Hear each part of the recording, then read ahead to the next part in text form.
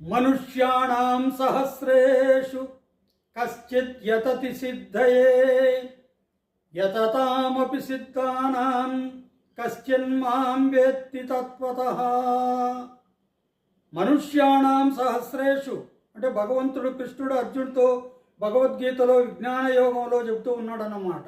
మనుష్యాణం సహస్రేషు వేలాది మంది మనుష్యులలో కశ్చిత్ యతతి సిద్ధయే ఒకడు మాత్రమే సిద్ధి కొరకు ప్రయత్నిస్తాడు అన్నమాట. సిద్ధి అంటే మోక్ష సిద్ధి, మోక్షం కోసం ప్రయత్నిస్తాడు.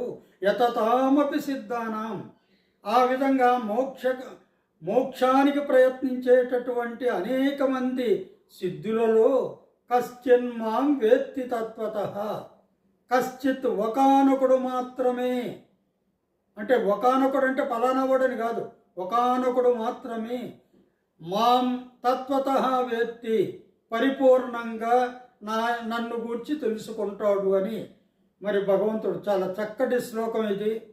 అనేక ఉపన్యాసాలలో కూడా నేను ఈ శ్లోకాన్ని చెప్పుకుంటూ ఉంటానన్నమాట. ఇది అనేక మంది మరి చదువుతారు, వాళ్ళల్లో ఒకడు మాత్రమే నిష్ణాతుడవుతాడు. మరి ఆ నిష్ణాతుడైనటువంటి ఆ ఒక్కడు మీరెందుకు కాకూడదని మరి బోధించడానికి ఇలాంటి శ్లోకాన్ని నేను కూడా అప్పుడప్పుడు చెప్తూ ఉంటాను. హరి ఓం తత్సత్.